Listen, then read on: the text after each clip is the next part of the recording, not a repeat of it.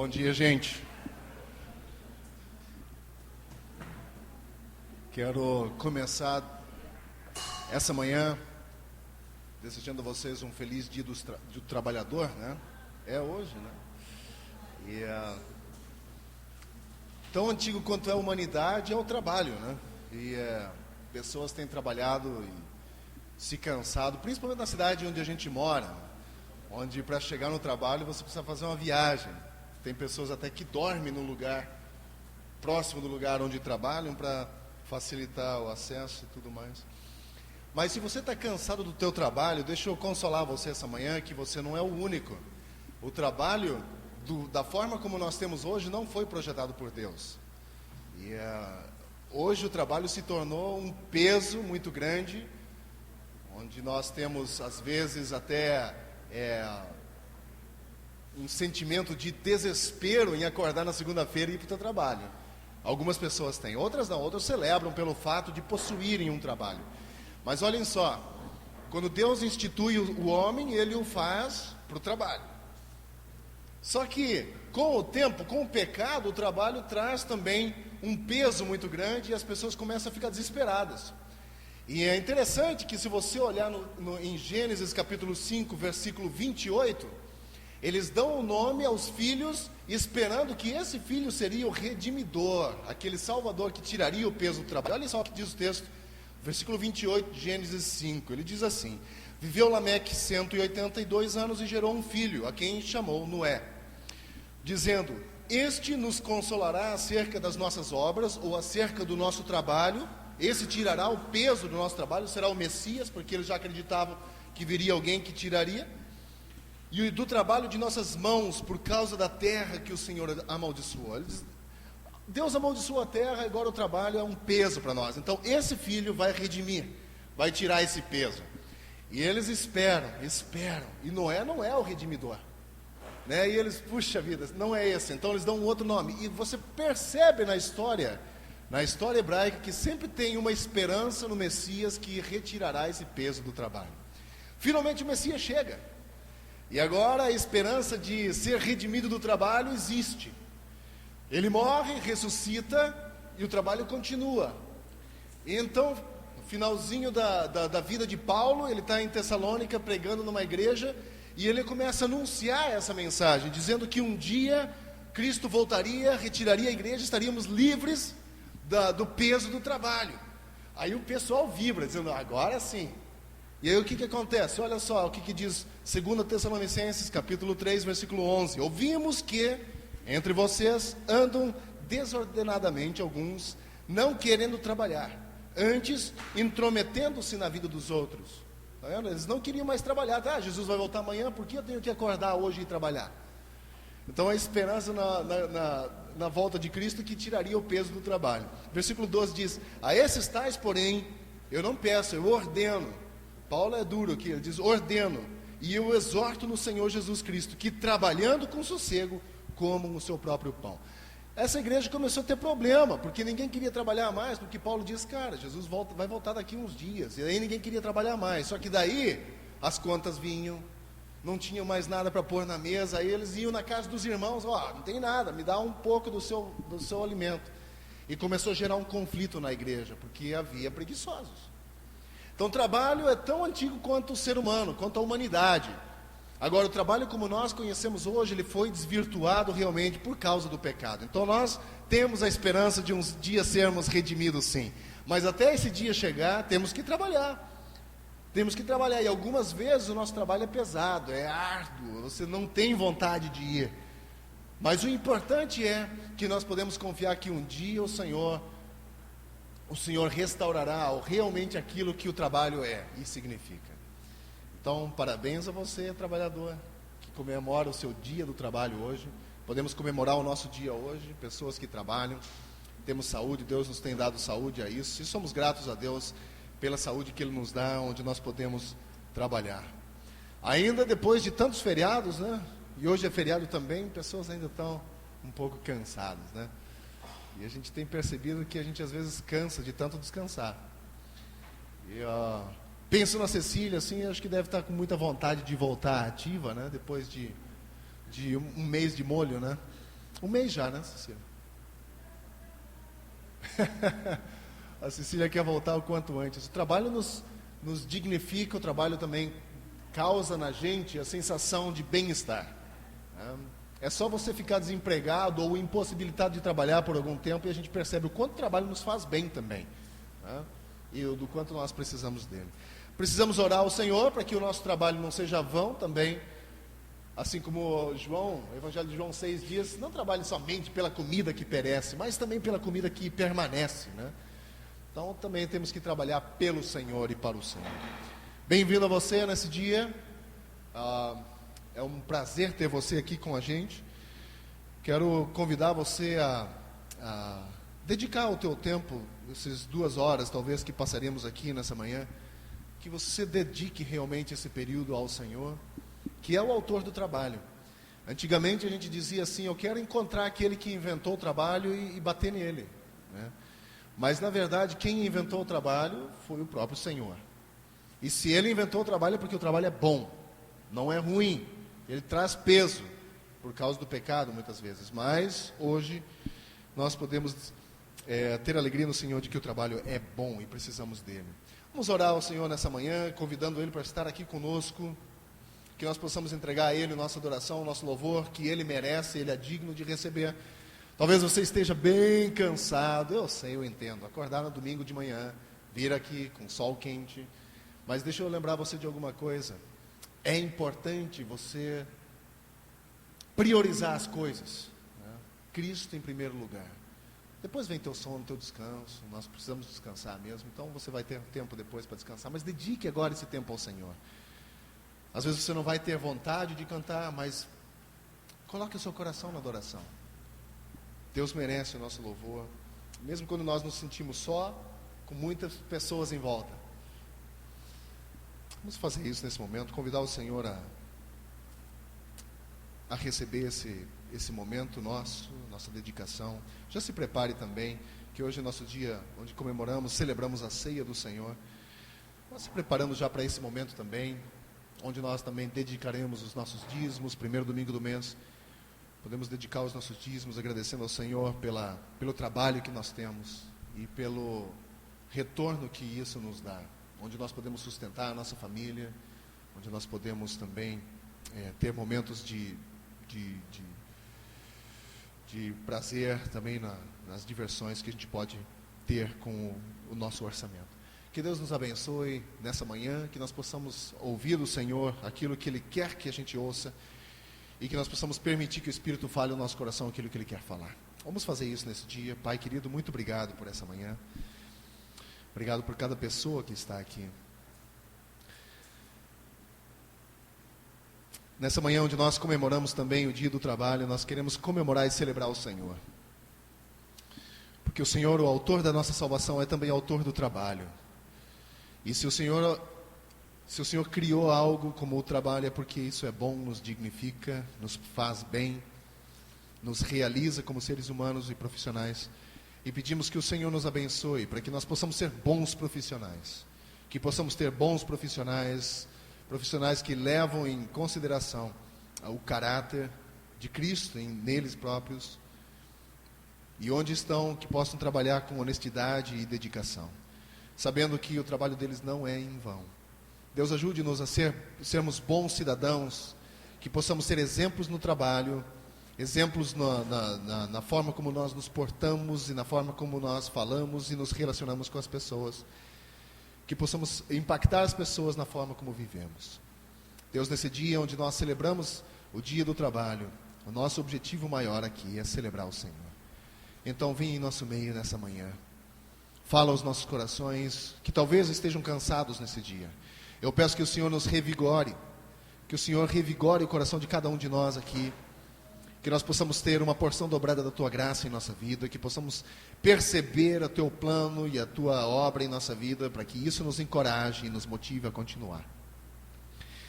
Deus bendito, nós pedimos que o Senhor nos abençoe nessa manhã, para que nós possamos ter o louvor que nós entregarmos ao Senhor aqui, recebidos pelo Senhor. Prepare os nossos corações para o Teu ministrar, que o Senhor fale aos nossos corações nesse dia. Nós entregamos essa manhã aqui e pedimos, Pai, que toda incomodação, que todo desvio de mente, possa ser expulso daqui. Que nós possamos ter o nosso coração e nossa mente focados no Senhor. Que os nossos sofrimentos, o nosso peso, o nosso trabalho, que todos eles possam ser entregues ao Senhor, depositados aos teus pés. Que nós possamos receber nessa manhã a alegria do teu Espírito em nosso ser. Que possamos regozijar no Senhor. Que possamos provar da tua vontade, que é boa, perfeita e agradável. Derrama a tua graça entre nós nessa manhã, Pai. Sopra o teu Espírito aqui nesse dia. Que possamos sentir a tua presença aqui. Que possamos, enquanto celebrarmos o teu nome, ter o nosso coração ministrado pelo teu Espírito. Oramos em nome de Jesus. Amém. Temos alguns avisos. Temos a oração na terça-feira à tarde, 2h30. Então as mulheres, não só as mulheres, mas o grupo de oração está aqui nas terças-feiras, 2h30 da tarde. Então, se você tiver tempo nesse horário, estiver passando por aqui, você pode chegar e vai ter alguém aqui orando. Se não for aqui, as mulheres se avisam entre si. Isso é terrível. Só quando não é possível, né? Mas quando não acontece, então elas avisam umas às outras, melhor assim, né? Então, mas é aqui mesmo na igreja, às 2h30 na terça-feira. Temos também os cultos normais de domingo de manhã, às 10 horas da manhã. Muito bom. Queria chamar a Juliana aqui para o momento missionário. Vamos falar da importância que é de dos grandes mandamentos de Cristo, né? Da grande comissão é missões. Então a Juliana vai compartilhar aqui. Só um aviso, bom dia, né, primeiro. Domingo que vem é o nosso segundo encontro das mulheres da igreja, né? Nós estamos estudando um livro, Uma Mulher Segundo o Coração de Deus, e vamos compartilhar. Sábado. 6 horas, né, Carla? Então a Carla é responsável por esse grupo. Você quer falar mais alguma coisa, não? Tá, então às 18 horas, as mulheres, também trazendo um prato de doce ou salgado, para a gente ter uma comunhão depois. E hoje... Tá ali os slides. A gente quer falar um pouquinho para vocês, que a gente ficou algumas semanas fora, né? Nós estávamos lá em Curitiba, fazendo o terceiro encontro dos profissionais voluntários hoje a gente teve até de garoto propaganda, da atuação voluntária. Então a gente vai contar um pouquinho para vocês sobre esse ministério, esse trabalho, os desafios. Acho que estava ali embaixo, momento missionário. Isso. Então, uma grande conquista nossa foi fazer um site, né? Tem o site da atuação voluntária, depois você pode clicar lá para ver. E eu vou falar um pouquinho para vocês dos projetos que a gente tem hoje. A gente tem um projeto de educação, a gente escreve um material pedagógico e é usado hoje em 2 comunidades no Pará, com comunidades ribeirinhas. Esse material didático, a gente fez treinamento de professores lá. Começou em 2007 esse projeto. Aí o projeto aqui do Rio, que vocês já sabem bem qual é o projeto. Ontem nós começamos tudo de novo, com 150 crianças inscritas lá na igreja Novo Horizonte, diversos voluntários, a maioria jovens, alguns adolescentes e algumas pessoas aposentadas têm sido voluntários lá. E se você ainda quiser ser voluntário, você pode ajudar no projeto Novo Horizonte. Então nós começamos na igreja. E depois nós queremos recomeçar na escola. As portas da escola estão abertas para a gente lá. É um bom desafio que Deus deu para a nossa igreja aqui. Um outro projeto é o projeto em Angola, que nós fomos para Curitiba e a gente conversou que em 2012 a gente vai novamente com uma equipe para Angola. Então é um grande motivo de oração nosso. Em julho de 2012, provavelmente a gente vai lá fazer a segunda etapa do projeto, que é um projeto de 5 anos. Então, é tudo de novo, recursos, material e tudo que Deus vai fazer nesse projeto aí. E um grande desafio também que Deus deu para a gente é um projeto na Índia, porque apareceram voluntários querendo traduzir o material da ONG para o inglês, o material foi traduzido, e aí depois por outras pessoas que nos procuraram, que já estiveram na Índia, que conhecem pessoas na Índia que precisavam de material pedagógico. E tem um pastor lá que trabalha com crianças, com famílias, ele está traduzindo material do inglês para a língua deles, né, na Índia, para o Hindi, para ser usado lá. A Índia é o Telego. Hindi é a maior língua falada, mas é um outro dialeto. Enfim, e o maior número de crianças hoje do mundo todo se concentram na Índia. 20% das crianças do mundo todo hoje estão na Índia. Então, é um país com muita pobreza e com muito desafio em relação às crianças, e vamos ver o que Deus vai fazer com esse projeto, né? Então, o pessoal também iniciou lá um projeto no Paraná, um projeto assim semanal, aliás, agora é mensal, mas com o objetivo que seja semanal, lá em comunidade de zona rural, que lá é um outro contexto, também projeto com famílias e com crianças. E os projetos ID Sul, que são projetos onde vai a família inteira ser voluntária. Você vai com os teus filhos, daí você faz cursos profissionalizantes, a gente fica 3, 4 dias numa comunidade, dorme lá. Então, são projetos que acontecem há bastante tempo lá no Sul. E o nosso grande desafio é fazer um projeto ID aqui no Sudeste. A gente desafiou eles a virem para cá, né, nesse encontro, e junto com vocês, junto com outras igrejas, a gente levar as nossas crianças aqui, as nossas famílias aqui do Rio, para ficar 3 dias, ter uma experiência missionária que envolve a família toda.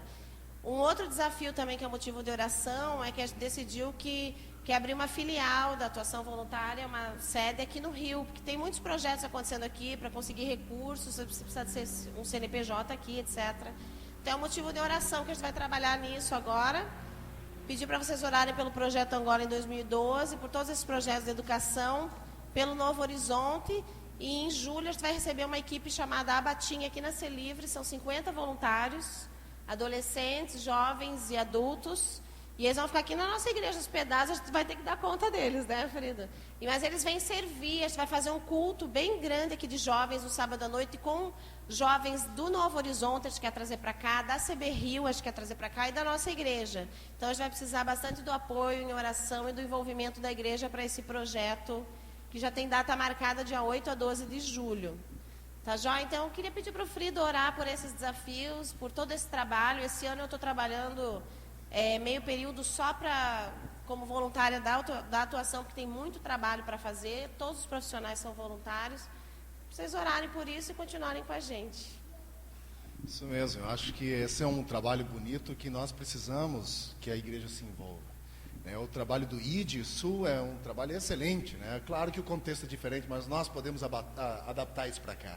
E o meu sonho é que nós, como igreja, possamos nos envolver nesse projeto aí. Já pensou você com tua família saindo e se envolver num projeto de 2, 3 dias? O impacto que isso vai trazer não só para você, mas para os teus filhos. A ideia de ir lá e se doar também por um tempo, muito importante. Que nós possamos formar esse valor cristão na vida dos nossos filhos e também na importância missionária na vida deles desde pequenos. Vamos agradecer a Deus por essa ONG. A ONG, se você quer, você pode entrar no nosso site, tem um link lá já para a ONG de vocês, onde você pode visitar e ver todos os projetos onde essa ONG está engajada e também nos futuros projetos. Então, estamos muito felizes por vocês estar no nosso meio, também desenvolvendo esse trabalho, e a gente quer sim o envolvimento da igreja como um todo nesse projeto. Vamos orar. Obrigado, Deus, por esse dia onde nós celebramos também essa conquista no Senhor, que é essa probabilidade de trazer essa filial aqui para o Rio, da ONG, também do ID Sudeste, que é um sonho antigo no meu coração já. Então, Deus, muito obrigado por isso, Pai. Nós pedimos que nossa igreja, que essa igreja aqui possa ser incomodada pelo Teu Espírito, a abraçar essa causa, a lutar por ela, porque sabemos que esse projeto nasceu no Teu coração. Então, Deus, nós pedimos que o Senhor dê as possibilidades, o discernimento a cada um de nós, nos passos próximos que precisam ser tomados, a liderança da atuação voluntária, que o Senhor nos abençoe grandemente, que dê a eles a visão do Senhor para esse projeto, que eles possam ter a sensibilidade no Teu Espírito para tomar a decisão correta, e que pessoas possam ser tocadas através dessa ferramenta que é a atuação voluntária. Deus, em nome de Jesus, eu peço que nós, como igreja, como família do Senhor, possamos nos envolver para que os nossos filhos tenham também o desejo de envolvimento com Tua obra e amar o Senhor acima de todas as coisas. Então eu peço que esses projetos futuros, Angola, Índia, Sudeste, a região Sudeste do Brasil, que todos esses sonhos e planos possam ser conduzidos pelo Senhor, abençoados pelo Senhor, e nessa medida toda nós possamos nos envolver também para a glória do Teu nome. Eu peço a Tua bênção sobre isso em nome de Jesus. Amém. Amém. Obrigado, Senhor. Muito bom.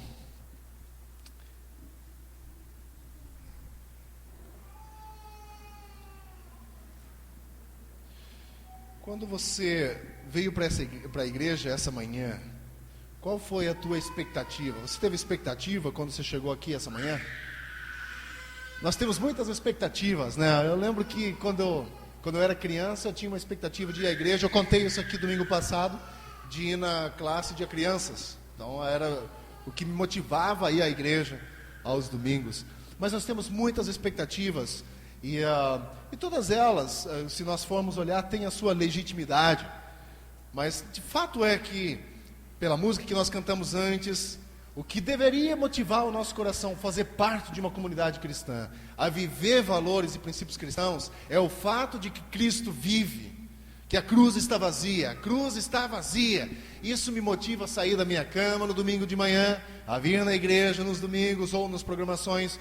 Não é que a nossa salvação está num grupo cristão que se reúne aos domingos, não está aqui. Mas o fato é que nós celebramos aquele que venceu a morte, e por isso estamos aqui.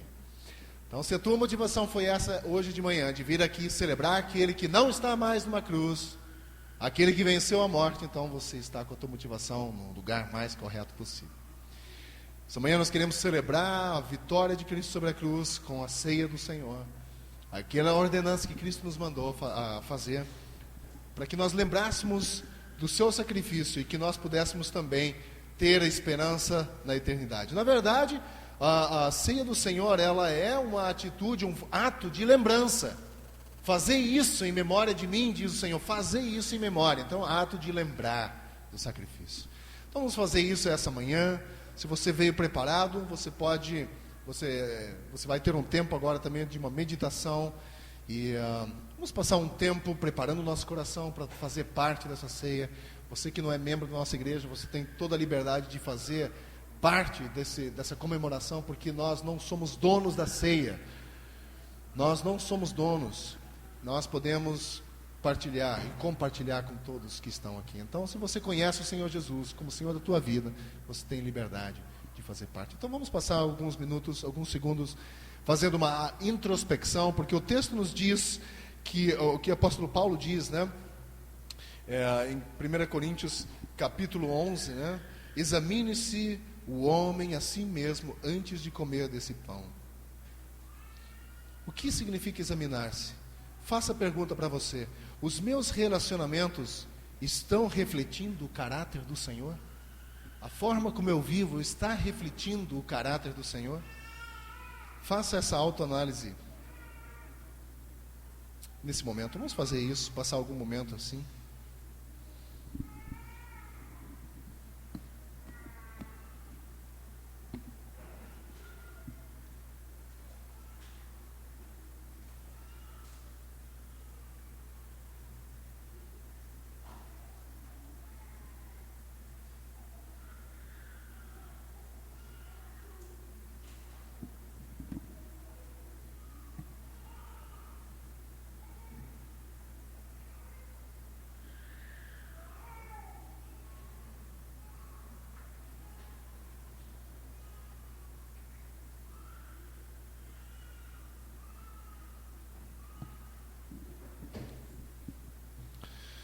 Quando Paulo diz, examine-se o homem a si mesmo antes de comer desse pão e beber desse cálice, a pergunta que deveríamos fazer é se meu relacionamento, a minha forma de viver, está retratando a unidade ou o caráter do Senhor Jesus. Também quando ele diz, examine-se o homem a si mesmo antes de comer desse pão e beber desse cálice, a ideia é, será que estamos agindo de forma que não retrata a unidade do pão e do corpo?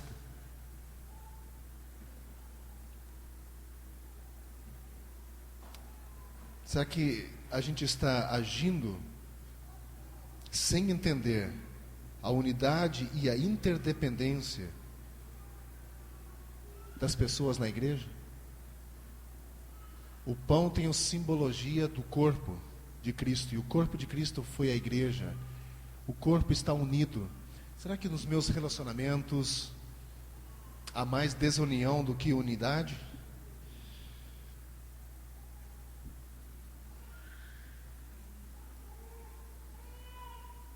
Pois o que come e bebe indignamente, come e bebe para a sua própria condenação, não discernindo o corpo do Senhor. Isso indica que devemos dar atenção a todos os nossos relacionamentos no corpo de Cristo. Todos os nossos relacionamentos no corpo de Cristo. Unidade. A Igreja de Cristo sobreviveu por causa da unidade. E ela vai continuar sobrevivendo por causa da unidade no corpo. Se nós semearmos separação, ela não persiste. Unidade. Precisamos agir com unidade. Examine-se o homem a si mesmo antes de comer esse pão. Unidade entre os princípios de Cristo, unidade entre mim e o meu próximo. Quero chamar a Juliana e Gilson aqui para nos ajudar a distribuição dos elementos. Quando você receber, você pode segurar e depois vamos tomar e beber e comer juntos. Mas antes, vamos agradecer ao Senhor pelo sangue e o corpo de Cristo. Obrigado, Senhor Jesus. Na semana passada a gente lembrou do teu sacrifício na cruz por nós. E a gente lembra que na última ceia o Senhor pediu para a gente celebrar a ceia lembrando do teu sacrifício, Senhor.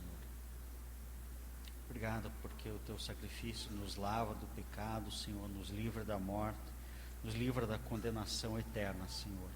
Muito obrigado pelo teu grande amor por nós. Tua palavra nos diz que para nós vermos como é grande o amor que Deus nos concedeu a ponto de nós sermos chamados filhos de Deus. Muito obrigado, Jesus, porque é por teu sacrifício, Senhor, que nós podemos ser filhos de Deus. E recebe, Senhor, essa celebração mesmo, como uma lembrança do teu sacrifício, Senhor, com um ato de adoração ao Senhor. Em teu nome, Jesus. Amém. Glória a Deus. Vamos fazer isso nesse momento. Vamos receber e celebrar o sacrifício de Cristo.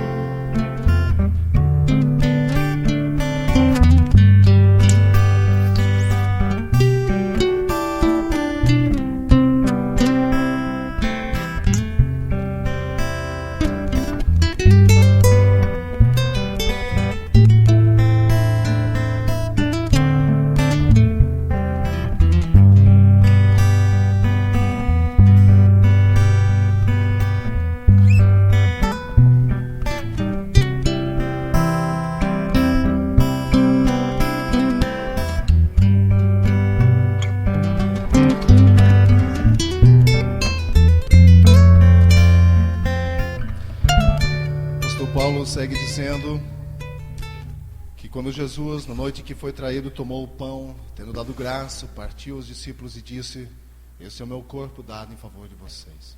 Depois de terem comido o pão, ele da mesma forma tomou o cálice e disse: esse cálice simboliza a aliança no meu sangue. Façam isso em memória de mim. E fazemos isso em memória do Senhor nessa manhã. Vamos comer do pão e beber do cálice. Vamos fazer isso.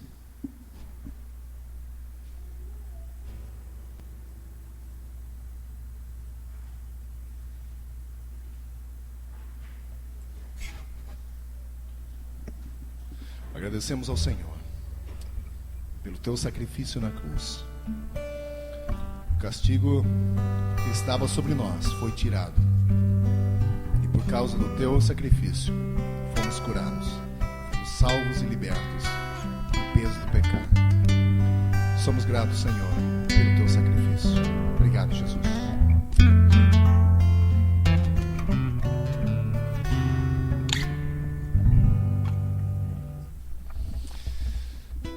Você veio preparado nessa manhã com seu dízimo e sua oferta. Você pode aproveitar esse momento e fazer isso agora. Faça com alegria e com amor ao Senhor, não por peso. Vamos fazer isso nesse momento. Sinta a liberdade de fazer.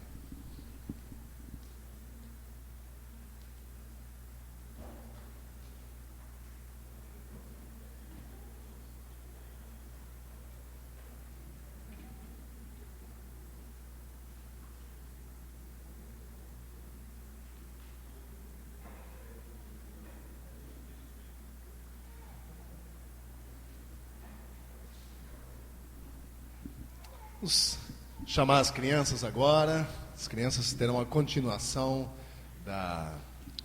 do culto delas. Olha que beleza, né, Vivi? Vamos orar por vocês, por cada criança que está aqui essa manhã. Os que visitam também podem vir. É muito importante que participem. Isso é muito bacana. Temos 2 visitantes aqui essa manhã, né? Podem vir também. Vamos orar por cada um de vocês. Chama a Raquel também, que é a professora.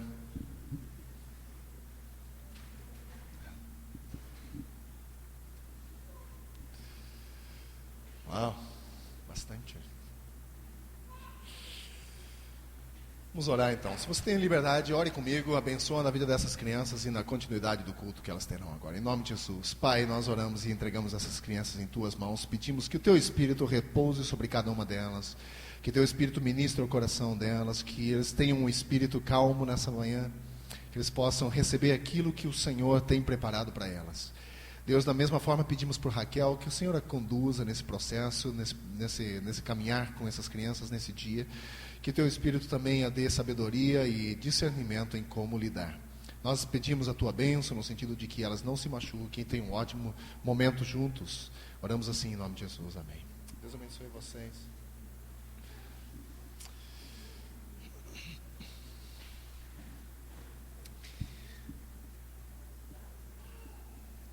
Uma semana depois de comemorarmos a Páscoa, como é que você está? Ganhou alguns quilos? Não, né? Ótimo. Isso significa que ninguém comeu chocolate. Tá vendo? Porque quando nós temos temperança na coisa, a gente não ganha quilos, né? A gente come um pouco de todas as coisas e a gente não ganha quilos. É uma beleza, né? Tem pessoas que são privilegiadas pela natureza e não ganham quilos de forma alguma, mesmo comendo bastante. Mas enfim, chegamos a uma semana depois da Páscoa e todo mundo feliz, não, com a consciência não pesada por não ter ganhado quilos.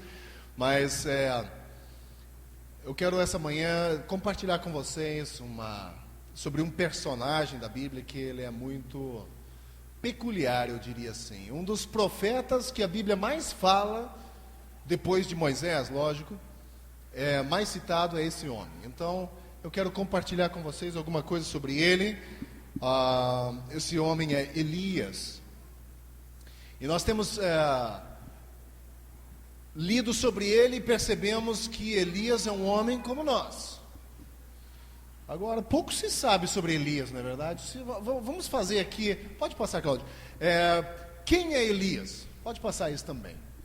Nós vamos pegar o texto só de capítulo 17, versículo 1 de 1 Reis. Mas quem foi Elias? Quem é Elias? Vamos ver o que você sabe sobre esse homem. Que a Bíblia, nós não falamos agora, é um homem como nós. Então, o que ele é um homem como nós? Em que sentido ele é como nós? O que você sabe sobre Elias?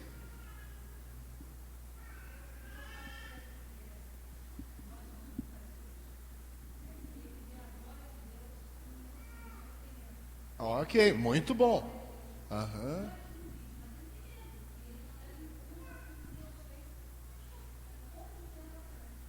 Verdade, nós temos, na história de Elias, você percebe grandes demonstrações do poder de Deus, e de repente, logo no outro momento, ele foge. Poxa vida, muito importante, legal, é muito parecido com a gente nesse sentido. O que mais? Quais são os aspectos que você acha que Elias, que é Elias? Quem é Elias?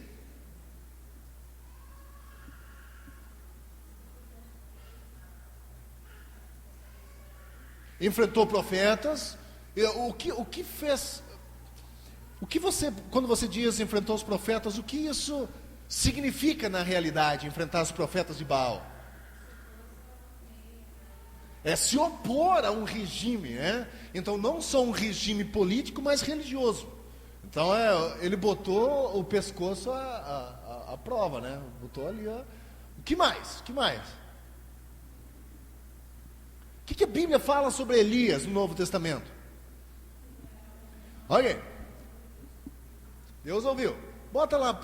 O que Tiago 5,17 diz o seguinte: Elias era humano como eu e você. Não era de carne e osso, humano assim como nós. Agora, essas traduções no português é um pouco falha, né? Se você olhar, ele diz: Elias era um homem com paixões semelhantes às nossas. Essa seria a tradução mais correta. Com as mesmas paixões que nós. Que paixões eu e você temos? Que paixões você tem que Elias poderia ter algo parecido? O que você acha?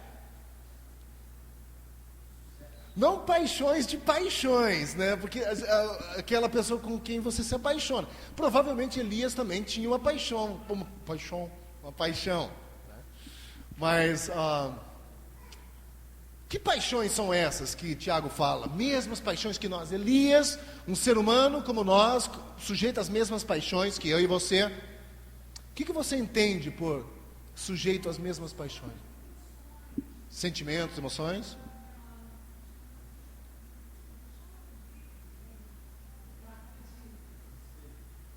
Anseios? Sujeito aos mesmos pecados, não é? Mesmos pecados. E o que esse homem fez? Diz o texto ali: ele orou fervorosamente para que não chovesse, e não choveu sobre a terra por 3 anos e meio. E não somente apenas não choveu, nem orvalho caiu. 0, seco. Então quer dizer que eu posso orar e não vai chover aqui no Rio, certo? Nós temos que cuidar com isso, né? Porque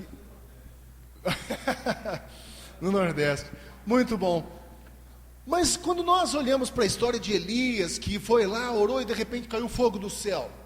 E não só isso, diz o texto que ele mandou jogar água em cima do coisa, e não somente consumiu aquela oferta, mas até a água que estava em volta foi evaporada. Quando a gente lê isso, diz: uau! Que poder esse homem tinha. Aí você ora, vê esse homem orando, e para de chover por 3 anos e meio. Ele ora de novo e de repente ele diz: está vendo aquela nuvem lá? Pois é, do tamanho da mão de um homem, ora mais ou menos lá na distância, e aquela chuva vinha, e veio uma chuva torrencial. E você diz: super crente, não é? Elias não era esse super crente. A gente acha que esse homem era um super crente. Não existem super crentes. Não existe. Elias não era um super crente. E essa manhã eu gostaria de passar um tempo com vocês. Primeiro, nesse mesmo texto que a gente... Pode voltar no Tiago lá, Cláudio. A ideia do texto de Tiago: a oração de um justo é poderosa e eficaz, diz no texto anterior, versículo 16.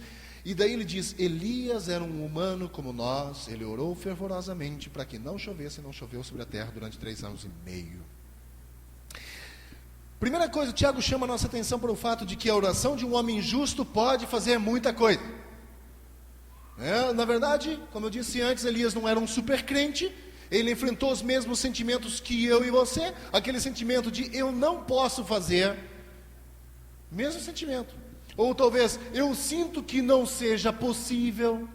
Você já sentiu isso antes? Já sentiu alguma vez? Puxa, acho que não vai dar certo. Pois é, Elias sentia a mesma coisa. Sujeito aos mesmos sentimentos. Pô, não rola, para mim não dá.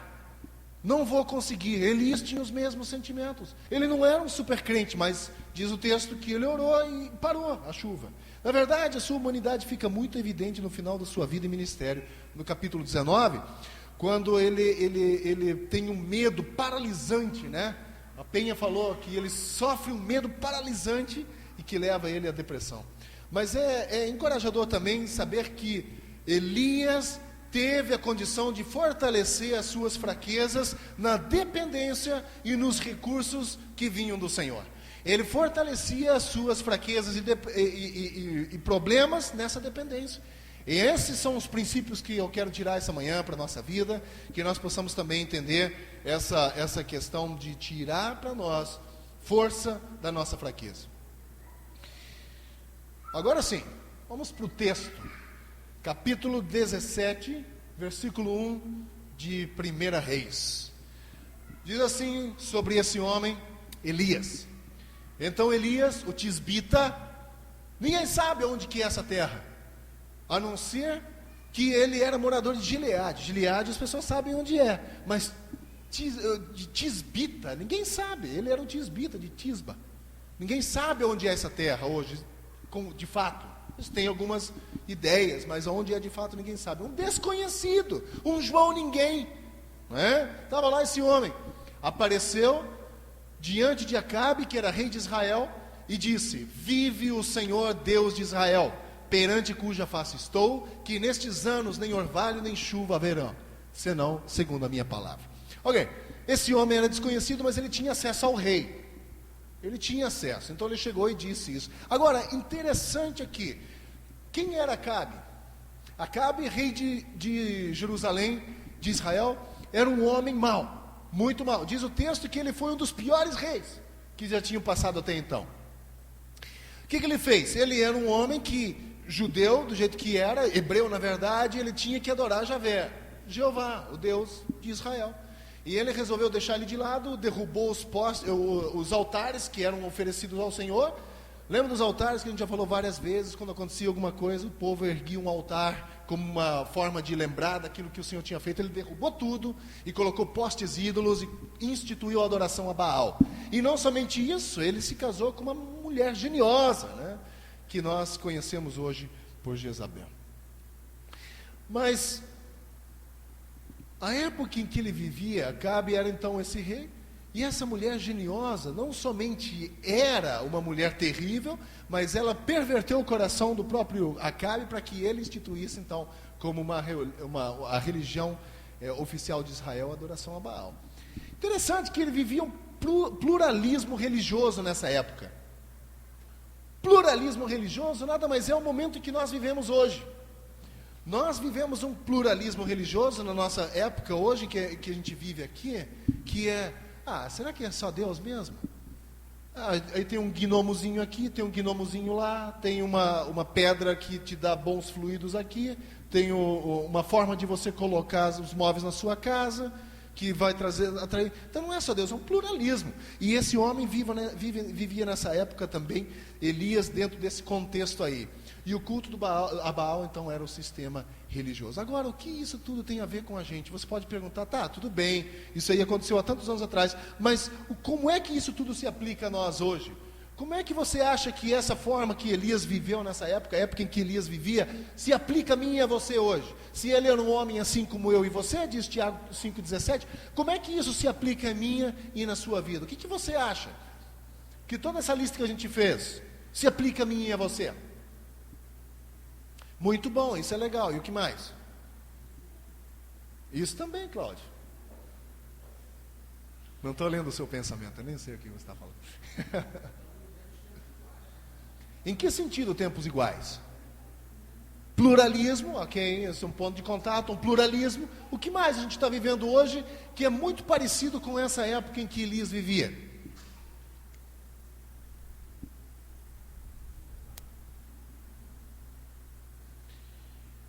Talvez você vá se assustar, mas eu vou dizer para você assim mesmo.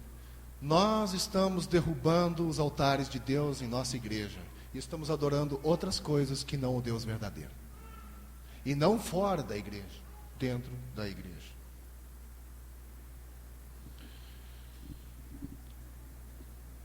como isso se aplica a nós? Nós vivemos hoje o que é descrito uma era pós-cristã. Pós-cristã. Você pode até pensar sobre um pouco, mas pós-cristão não significa que não haja mais cristãos no mundo. O pós-cristão não significa que não haja cristãos, significa que provavelmente hoje haja mais cristãos do que já houve na história, mas fato é que a fé cristã já não empenha um papel importante na formação da opinião pública mais. Olha só, se você olhar dentro de uma formação política, e não somente política, mas de uma nação como os Estados Unidos, você vai ver na Constituição deles, eles dizem, one nation under God, não é? Uma nação sob Deus, debaixo de Deus. Eles são os caras. Nós somos a menina dos olhos de Deus. A ideia é que a Constituição, basicamente, ela é fundada sobre princípios cristãos. Hoje é um dos países com maior índice de ateus, maior índice de pessoas que, olha, por mais que vocês possam se assustar com isso, eu fiquei chocado quando eu ouvi. Teve agora, 2 meses atrás, uma convenção de teólogos em Dallas. De teólogos. Sabe quem é teólogos? Teólogos, eu sou um teólogo.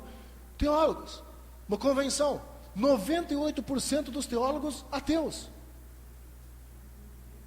Ateus, não acreditam em Deus. E são teólogos.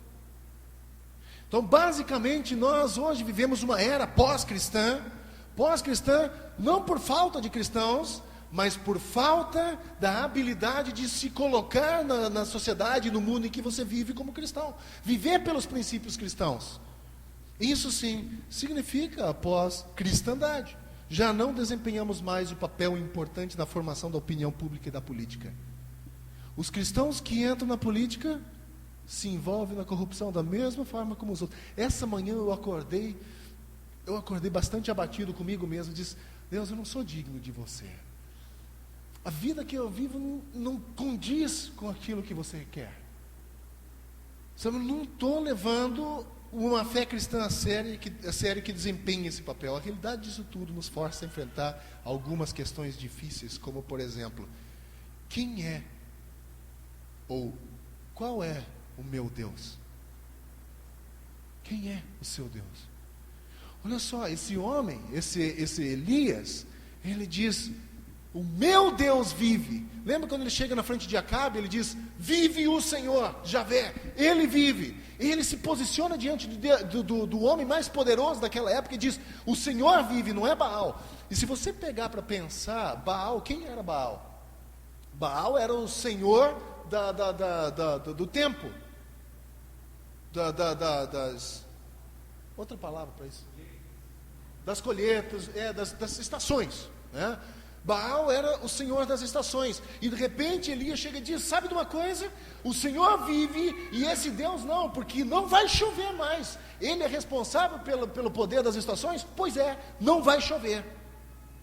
Olha a coragem desse homem. Viveu no extremo a fé dele. Ele diz, sabe, esse Baal é uma mentira, é uma fraude, mas o Senhor está vivo e não vai chover. Pode invocar o teu Deus para vir chuva e não vai, até eu disser que vai vir. Que coragem!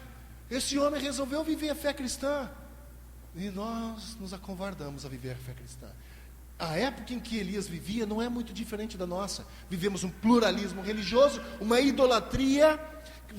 Gente, nós criamos uma idolatria em volta da Bíblia, para você ter uma ideia. Se você parar para pensar e ser honesto com você mesmo, você vai perceber que nós idolatramos a Bíblia. Nós abrimos no Salmo 90, muitas pessoas têm isso na casa, a Bíblia aberta no Salmo 90, que a página está até amarelada, porque fica aberta. Mas não lê e não aplica na vida. Bíblia aberta lá se torna uma idolatria para você, mas se você ler, aplicar na sua vida, ela é poder para você. Esse é o projeto de Deus para nós. Então Elias, na época em que ele vivia, não era muito diferente da nossa. Mas que homem, que tipo de homem Elias era? Nomes no Antigo Testamento são sempre importantes percepções sobre o caráter da pessoa. Olha só o nome desse homem. O nome de Elias é composto por 2 palavras, El e Yah.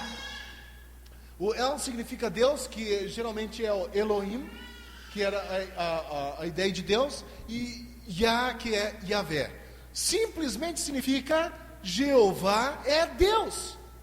Olha só, a época em que esse homem vivia, quando era pequeno, os pais devem ser corajosos para pôr um nome desse numa criança. Quando o culto a Baal era instituído como algo prioritário ali, de repente, Jeová é Deus, vem almoçar. Ô Jeová é Deus, para de jogar pedra no menino lá, né? Quando criança. Ô Jeová é Deus, vai tomar banho, menino. Numa época em que Baal era considerado o Senhor de Israel. Os pais eram corajosos botar um nome desse no filho, né? Mas dizia quem era o Deus dos pais desse homem. Eles acreditavam que Javé era Deus, botaram o nome dele desse no filho, e assim sucessivamente. Agora a questão é, para a nossa vida, quem é teu Deus? Quem é o teu Deus? E quem governa a tua vida? Na vida de Elias, o homem que ele era, mostrava isso muito claramente. Nós não sabemos quase nada sobre as origens desse homem, mas nós sabemos quem era o Deus dele. Simplesmente quem ele era, quem era o Deus dele. Elias era um homem das montanhas, uma pessoa que vivia entre os morros, ou como nós diríamos hoje, Elias era um caipira. Esse era o fato. Porque a ideia de Tisbe, da onde ele vem, nós não sabemos onde. Elias era um caipira. Ou nós podemos até rir dessa situação, mas olha só o que Paulo diz em 1 Coríntios 1, 26 e 31. Irmãos, pense no que vocês eram quando vocês foram chamados. Poucos eram sábios segundo os padrões humanos. Poucos eram poderosos, poucos eram de nobre nascimento. Mas Deus escolheu o que para o mundo é loucura para envergonhar os sábios. E escolheu o que para o mundo é fraqueza para envergonhar o que é forte. Ele escolheu o que para o mundo é insignificante, desprezado e o que nada é, para reduzir a nada o que é, a fim de que ninguém se vanglorie diante dele. É, porém, por iniciativa dele que vocês estão em Cristo Jesus, o qual se tornou sabedoria de Deus para nós, isto é, justiça, santidade e redenção, para que, como está escrito, quem se gloriar, glorie-se no Senhor. Jesus, Deus, sempre escolheu pessoas assim para fazer uma grande diferença. Pessoas que não são ninguém, pessoas caipiras, que você diz, pô, vem lá do meio do mato, vem de uma montanha, para envergonhar quem era, para que pudesse ministrar diante de um rei. Javé é Deus. Esse é teu Deus? Quem é teu Deus? Quem governa a tua vida? Seguindo em frente, que tipo de religião Elias enfrentou? Elias enfrentou o culto de Baal, que foi instituído e que reprimiu a adoração a Deus. Os profetas de Baal, de Javé, de Deus, tinham se escondido, estavam sendo perseguidos, mortos, trucidados, e eles correram. Os poucos fiéis que ainda eram adoradores do Senhor estavam silenciados, escondidos. E é nesse momento que Elias entra, e o culto logo foi substituído, esse culto a Baal foi substituído e substituído, né, o culto a Deus por o culto a Baal, que reprimiu a adoração a Deus. Tem uma coisa interessante nisso tudo, quando as coisas começam a ser introduzidas dentro da nossa cultura, ela não chega logo tomando posse das grandes verdades, não é? Porque logo você desconfiaria e perceberia que isso é algo ruim. Mas ela é instituída aos poucos, com doses homeopáticas, que você não sente. Da mesma forma como nós nos abrimos muitas vezes ao pecado, nós não nos abrimos ao pecado assim, nós vamos fazendo pequenas concessões, e bem pequenas. Quando você se dá conta, você está tão enredado por ela. E foi o que aconteceu em Israel. Alguém fez uma coisa aqui, deu uma chocadinha, mas depois as pessoas começaram a conviver bem. Depois faz outra coisa, diz, sabe de uma coisa, esse altar de pedra aqui está atrapalhando. Vamos tirar ele, a gente faz uma rua aqui. E vão começando a substituir as coisas. E de repente, a coisa está tão consolidada, que ele diz, quer saber, isso aqui vai ser agora o que nós vamos seguir. O resto, a gente joga fora. Na França, alguns anos atrás, eles disseram, nós não somos mais um país cristão. Porque nós não precisamos mais de Cristo. Antigamente sim, eles diziam. Nós precisávamos de Cristo, até porque nós precisávamos cristianizar a coisa, mas hoje isso já não funciona mais, não somos mais um país cristão. E aos poucos isso vai acontecendo no mundo como um todo. As pessoas não vão mais querer essas fundamentações cristãs. e próprio Elias enfrentou esse momento nacional no país dele, e nós estamos não muito longe disso aqui em nosso Brasil. Depois nós vemos também que Elias toma uma decisão. Nós vemos que Elias, ele cria e servia no Deus vivo. O texto diz: vive o Senhor, Deus de Israel. E há um desafio nas palavras que Elias usa quando ele diz: vive o Senhor, Deus de Israel, como eu já disse antes. A implicação óbvia é que vive o Senhor enquanto Baal não. Ele vivia na presença do Deus vivo, perante cuja face estou, diz o texto do versículo 1 do capítulo 17. Sabe, gente, quando a gente fala de sermos cristãos, nós gostamos de usar o termo sou servo do Senhor, não é? É muito comum a gente ouvir servo do Senhor. Mas o que um servo faz? Qual é a função de um servo? Servir. Nós servimos? Você serve? Acho que nós precisaríamos parar para reavaliar a nossa vida cristã, se eu sou um servo de Deus de verdade. Servo de Deus, sim? Nós não sabemos, sim? Quem é o Deus Mamon? Aí que está. Deus Mamon, quando Jesus usa esse termo, ele está se referindo à riqueza, que se tornou naquela época, para quem Jesus estava falando lá, o Deus deles. É o Deus do século, talvez, sim, mas existem outros deuses. A minha esposa pode se tornar o meu Deus. Meu filho facilmente se torna o meu Deus, pelo qual eu vivo, pelo qual eu morro, pelo que eu defendo com unhas e dentes. Não é errado você fazer isso. O problema é quando nós invertemos a coisa e ele se torna o mais importante, a razão da minha vida, pelo qual eu vivo, pelo qual eu luto acima de tudo, e Deus, se não o último lugar.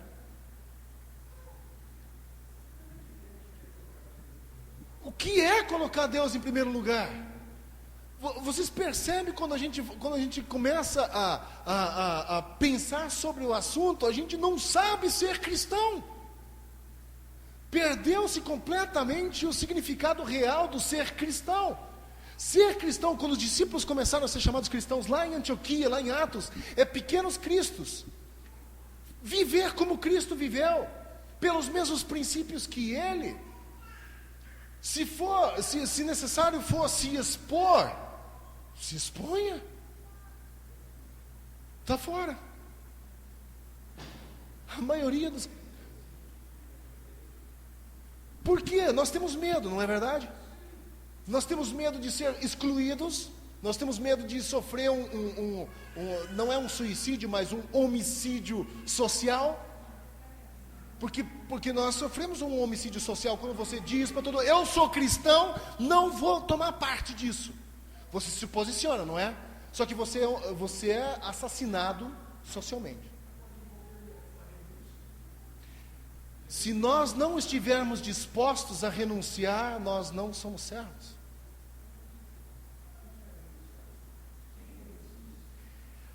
Essa é uma pergunta que nós devemos responder a nós mesmos. Não é fácil ser crente, não é fácil ser cristão. Se eu não estiver disposto, eu não sou. Gente, olha só, nós gostamos de tornar o Evangelho bonito e aceitável, não é? Nós gostamos de tornar o Evangelho agradável. Eu vou dizer para você, o Evangelho não é agradável. Tanto não é agradável que mataram Jesus, não foi? Tanto não é agradável que todos os apóstolos foram mortos, por exceção de João. Tanto não é verdade que nunca houve tantos mártires na história da igreja como nesses últimos tempos, porque o Evangelho não é agradável. 1 Tessalonicenses diz que aqueles que gostariam de tornar a coisa agradável vão levantar líderes para si que falem as coisas que você quer ouvir. Nós queremos líderes que falem as coisas que nós gostamos de ouvir. Líderes que dizem assim: não precisa abandonar nada, nenhum pecado, segue em frente, é isso mesmo, porque no final Deus vai salvar todo mundo, inclui todo mundo, não precisa de santificação, não precisa de abandono de pecado, não precisa de uma renúncia, não precisa nada disso, vai em frente, foi bom para você, toca o barco. Esse tipo não é um evangelho, isso é algo que dá coceira no ouvido, é gostoso de ouvir, mas esse homem, ele diz assim: vive o Senhor, na frente de um homem que diz, culto é a Baal, ele diz, não, vivo está o Senhor, não Baal, poderia ser morto imediatamente. Ele estava abrindo mão, renunciando à própria vida, nesse sentido. Diz, não, Baal não é o Deus, não é estar vivo, vivo está o Senhor. E eu vou dizer e ele continua dizendo, perante a cuja face estou, eu vivo na presença desse Senhor, desse Deus, eu vivo, eu tenho intimidade com Ele está vivo porque eu vivo na presença dEle. E ele segue dizendo a questão do desafio da chuva que não viria. Um servo que está diante do seu mestre está pronto a receber ordens. E quando Elias disse que está perante o Senhor, ele estava informando a Acabe que ele era um servo dedicado ao Senhor. Recebi ordens do Senhor e estou passando a você. E às vezes, gente, não se trata de ter todas as respostas. Não se trata de ter todas as respostas ou ser capaz de debater com incrédulos ou talvez até com intelectuais. Mas é apenas uma questão de tomar uma posição. Pelo que a gente vive? Eu gosto da interação dele, então eu adoro isso. E é importante que você jogue isso, porque se nós colocarmos numa peneira, muito pouco sobra de quem nós somos, não é verdade? E que é muito fácil nós virmos aqui num domingo, passar 2 horas aqui, e a gente canta louvores a Deus e sai daqui e parece que a gente se sente bem. Ok, estou bem, fiz a minha parte. Mas viver o cristianismo não é só isso. Não é só isso. E não foi só por isso que Jesus morreu. Jesus não morreu para que nós nos reuníssemos uma vez por semana por 2 horas. Jesus morreu por você, por mim. Para que nós vivêssemos essa vitória que Ele teve sobre a morte na sua totalidade. E eu vou dizer para você uma coisa: mesmo que nós vivamos no mundo pós-cristão, o mundo anseia e clama por verdadeiros cristãos. O Valério me passou esses dias uma reportagem de um homem da aviação, não sei qual é agora, aquela que faz para a Serra, que achou R$75 mil dentro do ônibus que ele dirige. Um homem esqueceu R$75 mil dentro do ônibus. Sabe o que ele fez? Devolveu. E não somente devolveu, como ele renunciou até R$2 mil de recompensa que o homem queria dar. Ele falou, não quero, não me pertence, não recebeu. Serviu de chacota para todos os companheiros dele. Todos os companheiros dele serviram. E detalhe, esse homem perdeu a casa dele na enxurrada que teve no início do ano aí, lá na Serra. Perdeu. Chacota, né? Bobo. Ser honesto hoje no mundo em que a gente vive é ser bobo. Quando você resolve ser honesto, seguir os teus princípios, você é taxado de idiota, de bobo.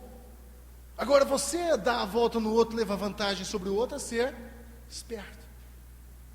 Ser esperto. Então os valores se invertem. E se nós vivermos os valores cristãos hoje, saiu o filme, eu assisti esse filme, claro que é um filme bem romanceado, mas se você não leu ainda o livro Em Seus Passos, O que Faria Jesus, já tem um filme agora. Saiu o filme agora. Não está no cinema, deve ter na locadora. Eu vou tentar achar para vocês verem. Quando pessoas decidem viver por Cristo, um livro muito antigo, um livro de 1800 e alguma coisa, mas pessoas quando decidem viver por Cristo, eles atraem sobre si problema. Nunca foi fácil ser cristão. Depois vem o julgamento que Elias proclamou. Vive o Senhor Deus de Israel, perante cuja face estou, que nestes anos nem orvalho nem chuva haverá, senão segundo a minha palavra. O julgamento de Deus foi para realizar 3 objetivos cruciais ou essenciais. Primeiro, encorajar o arrependimento. Quando Deus exerce julgamento, não é para exterminar. Deus exerce um julgamento para atrair as pessoas ao arrependimento. O julgamento, tal como previsto por Elias, foi para provocar os homens para que vissem as consequências de seus caminhos maus. E às vezes nós passamos por julgamento de Deus na nossa vida. Nós enfrentamos problemas que às vezes são julgamentos de Deus, que servem para que nós acordemos e possamos perceber que os caminhos que andamos são maus. E foi o que Jesus fez, foi o que Deus fez. A seca foi o resultado de não prestar atenção ao aviso claro de Deus. Em Deuteronômio capítulo 11, 16 diz assim: por isso tenham cuidado para não serem enganados e levados a desviar-se para adorar outros deuses e a prostrar-se perante eles. Caso contrário, a ira do Senhor se acenderá contra vocês e Ele fechará o céu, profecia aqui, para que não chova e para que a terra não produza nada, e assim vocês logo desaparecerão da boa terra que o Senhor lhes estará dando. E diz: se vocês abandonarem o Senhor e se prostrarem diante de outros deuses, eu enviarei seca. E Elias estava apenas levando adiante uma profecia que já havia sido dada. Em segundo lugar, também nós temos a ideia de expor a verdade. O julgamento tinha a finalidade de expor a verdade, como o culto a Baal, que era uma farsa cruel, não possuía poder nenhum. O culto a Baal era até tido como cruel demais para os povos pagãos. Os próprios povos pagãos achavam o culto a Baal super cruel. Por quê? Baal era simbolizado como uma estátua gigante de bronze com as mãos abertas. E eles colocavam fogo dentro dessa coisa, e ela esquentava, eles botavam os filhos, sacrificavam os próprios filhos para serem queimados. Então vocês imaginem a crueldade que é um povo que adora a Deus, de repente sair e começar a sacrificar os próprios filhos dessa maneira. Os povos pagãos abominavam esse tipo de culto, e os próprios judeus agora incorporam isso na adoração. E Deus usa esse julgamento para desmascarar essa mentira. Quanto mais a seca se intensificava, mais Baal se demonstrava impotente. Baal era uma farsa. E essa exposição de Baal teria o clímax, então, num confronto com o Monte Carmelo, que a gente vai ver em outra ocasião, onde Elias desafia propriamente os profetas de Baal a mostrar que seu Deus poderia fazer, mas não consegue. Em terceiro lugar também, o julgamento que Elias proclama tem o objetivo de exaltar o Senhor. A decisão foi para exaltar o Senhor e mostrar que Ele é o Todo-Poderoso. E Baal foi homenageado na terra, agora o Senhor e o julgamento da seca revertem essa prática. O que fez Elias ser o homem que ele foi? Gente, simples. O que fez Elias ser o homem que ele foi? Ele sabia quem ele era. Um homem com as mesmas paixões. Ele tinha um real conhecimento de si próprio. Ele era representante de Deus. Ele sabia quem ele era, representante de Deus. E ele sabia onde ele estava, em um mundo pecaminoso que era contrário aos propósitos de Deus. Quem é você? Onde você está? Talvez você também seja chamado para fazer uma diferença aí. Ele sabia por que estava lá, para levar a mensagem para as pessoas. Para que a gente encerre essa manhã, embora possamos ser apenas um dos prolíficos, bilhões de pessoas que compõem a vida nesse planeta, isso pode nos levar a pensar até que nossa vida não conta muito, de que eu sou apenas mais um. Mas se você está aqui, se você nasceu, é porque Deus diz para você: você é importante e você pode fazer a diferença. Você é importante e pode fazer a diferença. Pode ser que toda a sua vida encontrará significado ou sentido em uma só pessoa que você consiga impactar ou tocar. Talvez você não vai converter milhões com a tua pregação. Talvez uma única vida só, e a sua vida encontrará significativo. Eu não sei o que Deus vai fazer com você ou comigo sobre esse assunto, mas eu sei que quando nós estivermos perante o Senhor um dia, nós saberemos então que a nossa vida não foi sem significado e nem propósito.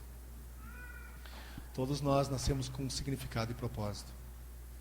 Eu acho que nós precisamos apenas rever a forma como nós vivemos o nosso cristianismo.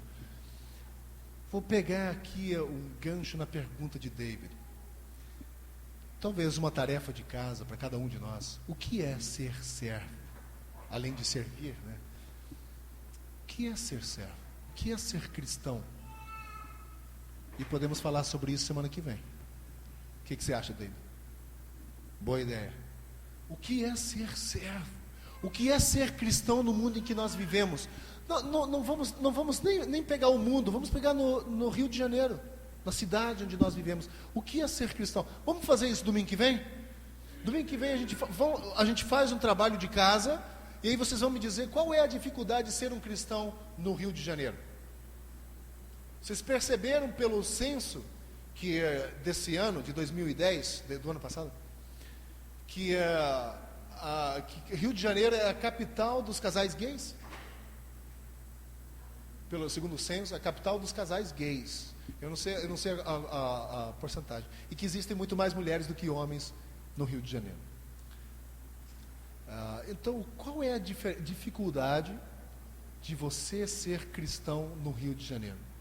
Podemos pegar até aquela música, Cristão no Rio de Janeiro. Lembra aquela música? Não, Solteiro no Rio de Janeiro. Quem canta aquela música? Não sei. Qual é a dificuldade de ser cristão no Rio de Janeiro? Domingo que vem a gente fala sobre isso. E como nós podemos ser relevantes numa sociedade assim. Como nós podemos viver um cristianismo que atenda às expectativas de pessoas que vivem aqui. Não um cristianismo de fachada, mas um cristianismo de verdade. Que seja significativo, que eu goste de viver, que pessoas que olhem e digam, puxa vida, eu quero uma vida assim. Nós não admiramos pessoas, cristãos de verdade, nós admiramos. E às vezes olhamos para Elias e dizemos, pô, não existem mais pessoas como esses. Existem sim. E eu e você podemos ser pessoas assim. Porque ele era um homem igual a nós. Então podemos ser também. Assim como Elias foi. Então, tarefa para nós, para cada um de nós, todos nós, para domingo que vem o que é ser um servo? O que é ser cristão no Rio de Janeiro? Aqui, nessa região aqui do oeste do Rio de Janeiro, aqui, região oeste.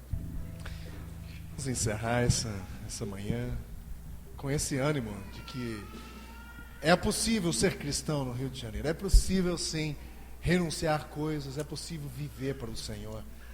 Ele não nos dá uma tarefa impossível, né? Pode parecer uma missão impossível, né? Mas não é, é possível. Vamos pedir ao Senhor que Ele nos ajude a ser cristãos nesse mundo. Deus de amor, obrigado por essa manhã, obrigado pelo tempo que pudemos passar aqui nesse lugar, reunidos como Tua igreja, celebrando e lembrando do Senhor. Também obrigado, Deus, pelo personagem como Elias, que nos mostra um pouco de quem nós somos também. E enviados para um mundo pluralista, um mundo onde servir o Senhor, viver pelos teus princípios é considerado estupidez. Mas nós fomos enviados para esse mundo para fazer isso, para viver pelos teus princípios. Então nos ajude a ser bons cristãos, a sermos bons servos bons e fiéis. Nós pedimos ao Senhor que durante essa semana o Senhor nos ajude e nos desafie a uma caminhada íntima com o Senhor, na dependência do Teu Espírito e também da Tua direção. Pedimos, Pai, que o Senhor nos abençoe, pedimos que a graça do Senhor Jesus, o amor de Deus, o Pai, a comunhão e consolação do Espírito Santo sejam conosco hoje e sempre. Oramos assim, em nome de Cristo. Amém. Vai em paz, Deus abençoe vocês.